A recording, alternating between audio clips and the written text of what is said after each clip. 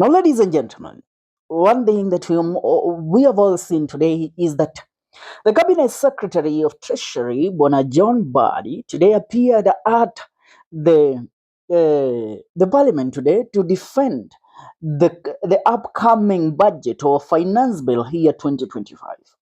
Now, speaking about it, the man also went ahead to point arrows and attack at one member of parliament of Keharu constituency and the former Budget and Appropriation Committee chairperson, Didi Nyoro.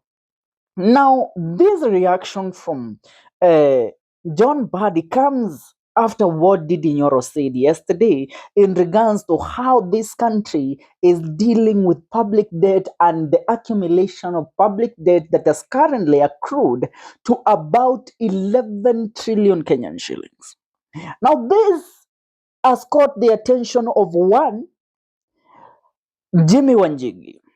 Jimmy Wanjigi is one of the biggest politicians that we have in the country and businessman at that. But this man, for the longest time possible, he has been trying so hard to allow us understand why a country like Kenya is always languishing in poverty, yet we are given loans. We acquire public loans worth the trillions and trillions of money every year, but this money does not in any way benefit the people of the Republic of Kenya. I want you to listen to the reaction of one Jimmy Wanjigi on matters of what the Cabinet Secretary of Treasury today said in reply to what Didi Nyoro had said yesterday. Now, Jimmy Wanjigi tells us this. The clowns are gathering. Strong reaction from Treasury and Foreign Affairs tells Kenyans something.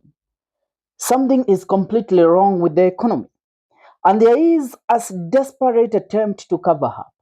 Key things publicly admitted and to note so far. Number one, the economy is not on the right path. The problem is bigger than liquidity. The country is struggling to meet its debt obligation. But the question is, why is the country in the trouble and struggling to meet its debt obligation? It's because the money that the country acquires through the public debt, this money is not used to service or to deliver projects or to deliver development to the people. The money goes into the pockets of a few individuals, including the President of the Republic.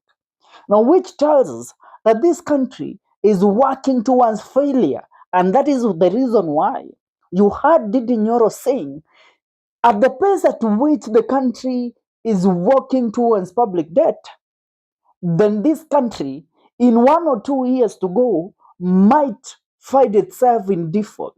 The country might default. I mean, the economy of this country might go down to the drains, and the Kenyan shilling will lose its value completely. Are we together? Number two, he says Kasongo and Treasury are desperate trying to negotiate with creditors for debt, restructuring, and concession of financing. This is part of what Kasongo is going to do in China. Now, he is explaining the current expected tour of the president in China. The president is expecting to go to China. Remember, recently, our exports to the United States of America, we were slapped with a 10% tax tariff, which means that now we have to look for other markets and other people that we can continue doing business with.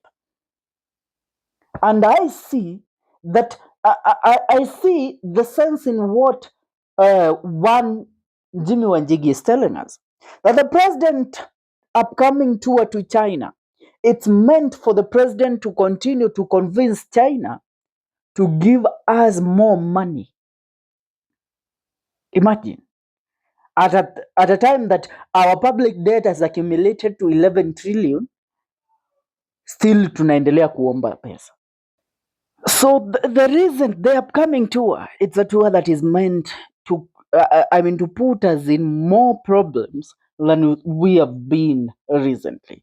Number three, Jimmy Wanjigi says final budget decision is made at State House, not Parliament, contrary to the Constitution. Now that we know, the finance bill is drafted, but instead of it being taken to the Parliament for it to be discussed and for it to be voted and passed upon at Parliament, it is taken to the State House.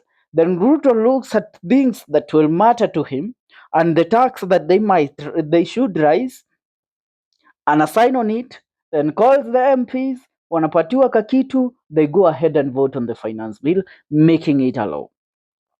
Number four, there have been cooking of books to exaggerate the size of the GDP expansion and growth to create artificial space or justification to borrow more loans. Remember, our GDP is going down. Our GDP is currently, we can say that our GDP is collapsing. But for them to continue borrowing money, they have to cook up books. They have to cook up reports to showcase how our GDP is growing. Yet, we all heard from Didi Nyoro recently, was the budget chair and appropriation committee telling us that the budget of this country, the GDP of this country, has got down completely. Number six, number five, he says the country is facing real danger of debt default in a few months if no drastic action will be taken. Now, going forward, imagine somebody like Jimmy Wanjigi telling us that the country is facing real danger of debt default in a few months if no drastic action is taken. Number six, he tells us the IMF and World Bank, among other creditors, are getting tough on Kasongo loans, conditions including cutting bank loans amount. Number seven, the debt interest repayment alone are dangerously draining the revenue and will keep increasing in the next financial years ahead to the expense of other crucial demands. Number eight, he says the expensive loans are being borrowed for recurrent expenditure in violation of the Constitution. Listen, expensive loans are borrowed for recurrent expenditure in violation of the Constitution. Bwana, all we want is development. But this money is borrowed not to service what we all want, it's to service the interest of a few. Going forward on number nine, Wanjigi tells us the Treasury has signaled to the bilateral and markets the possibility of not meeting debt repayments obligation, making it highly expensive to borrow anymore. Number 10, raising taxes won't lead to increased revenue collection, but on contrary, revenue collection will decline. Number 11, Kasongo is attempting to offer the country's treasures as collateral to borrow loans, risking future generation. Now, when he tells us about country's treasures, includes the KICC building, the Bomas of Kenya building. Currently, we are hearing about the Mombasa port. We are hearing about, things like how our airport, the Jomo Kenyatta International Airport, was supposed to be orphaned. Now, those are the national treasures that the government is currently leasing. Are we together? That's what's up, and that is what is going on. I really want to hear your take in regards to this comment that have been made by Jimmy Wanjigi in regards to the recent reply by the Cabinet Secretary of Treasury. Now, anytime William Ruto government denies something, just know that they are denying is happening or was happened. Furthermore, if they agreed today that Kenya was unable to repay its debts, things could go down fast. So they try covering things, but it seems things won't last long. That is something that we all can agree upon. Hmm? As of today, things are not right in this republic. I mean, once people like Akina Jimmy Wanjigi start breaking down the economy to us, which they have been trying to explain uh, for a very long time, but we all seem not to understand the point that they always try to pass across. But for now, I think in terms of debt, mtakielewa. There is a dossier that was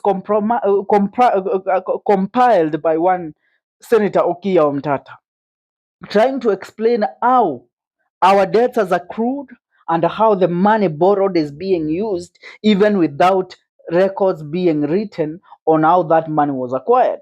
Hao watu wanaomba deni nchi inawekewa, lakini pesa inaenda to their different bank accounts in different countries.